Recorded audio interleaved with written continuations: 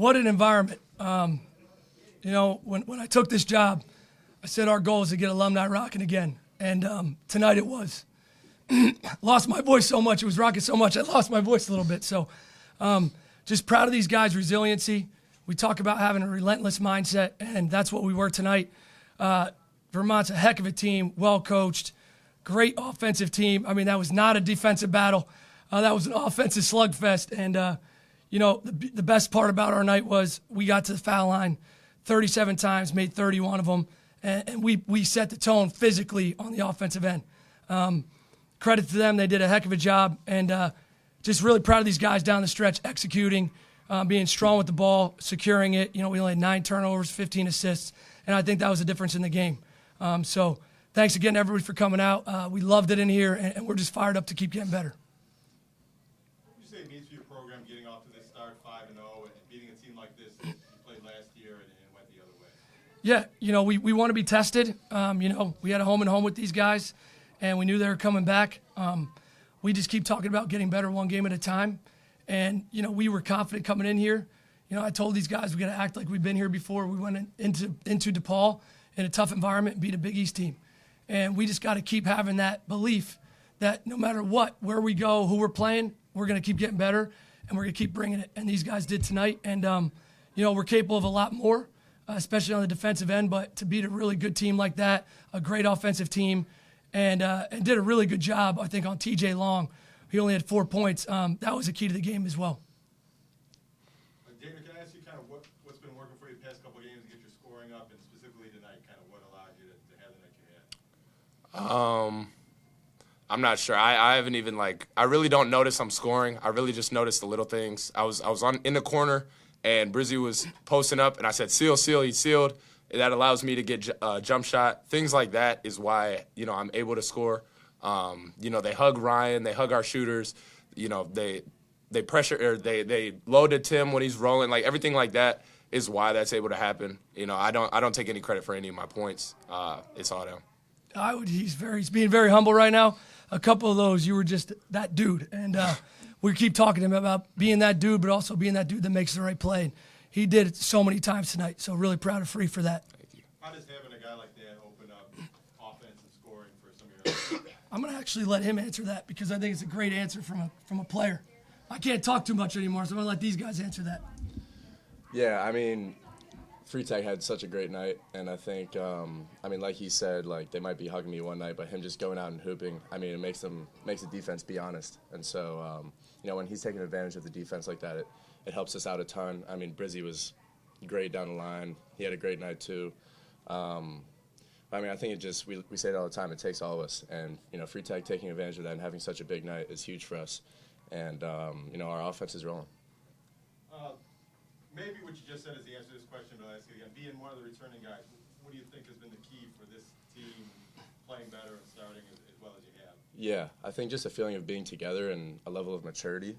You know, we have some older guys this year, but I think that it's been a main focus of us, you know, on and off the court, to just be together. And, I mean, we say it in all the huddles, you know, have a great attitude, next play. And I think we're all just supporting each other, having a positive mindset. And, I mean, to be able to go down the line like that and it be a one-point game, you know, one-possession game, and we stayed together and ended up pulling it out, it shows a lot of maturity for our team.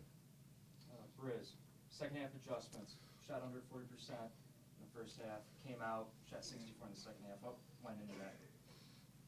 You know, we didn't talk too much about offense at halftime. I just think we came out trying to be aggressive, get downhill, and, you know, something Coach G's been on me about this week was just attacking the basket really hard, and I think we all did a great job of that. And, you know, Tim was great, gave us some seals for easy buckets, and just being physical on our drives. The post-up bucket you scored late, is that a big part of your game? Can posting up smaller guys as a guard? I think He's a post-up point guard. I'll That's let what him we answer say. this. He's a post-up point guard. He's a point guard. He's a post guard, excuse me. He told me right before that, I was going to put Batch down there. And he said, no, let me go down there. Free got on the ball, and he delivered for us. So great confidence in him down there. But go ahead, you could answer that, Briz. Yeah, I was lucky enough when I was a freshman to learn from an older point guard, or a couple guards that had really good post games, and I saw the value in it, and I've always worked on it, and, you know, I do think it's a strong part of my game. Or is that a unique unique weapon to have when you kind of got big guys in the perimeter shooting, being able to put a smaller guy down there and make a play like that? Yeah.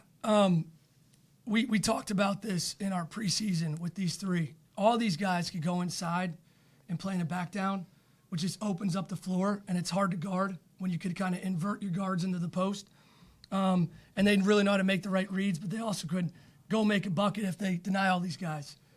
So we did that tonight, and then we got in there sometimes and then loosened them up and got kickouts, right? When you have three guys that could go in there with the versatility to do that, makes it really hard to guard, especially when you have so many shooters on the perimeter. For the season itself, I mean, what's it like now being able to coach from ahead a little bit, have a team with confidence and getting wins early on, and how does that play out for the next few months of the year? Yeah, I've said this to these guys. I was very fortunate enough to be around a lot of great players like these guys for a long time at Villanova. And I'm used to being able to be the hunted and have our guys have to reset after every game. So I'm very comfortable in this situation.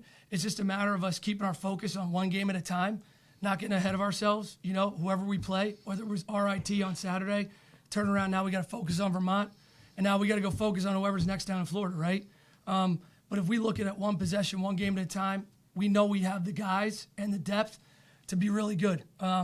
We obviously have to get better defensively, but when we could play this way offensively, it puts a lot of pressure on other teams as well. Maybe I'll ask Daniel this, but really anybody can answer. The exhibition game you played against Syracuse, didn't win the game, but won the second half and played really well in the last 20 minutes of that game. How much did that play into how well you play now in these games that count? I'm gonna say this about him. He didn't play last year, and he had to kind of build in game in front of others. You got to go through that, right? And in that Syracuse game, early on, I think he was he was pressing a little bit, right? Same with Briz, being guys that are now like the counted on guys with Ryan, and we talked a lot about this. But down the stretch in that game, these guys gained confidence. He had two big threes in that game, got in a lane, kicked it out to Ryan for a three. Brizzy made great plays down the stretch. And they made those plays in that game, hitting Ezra for him shooting threes. And that happened tonight.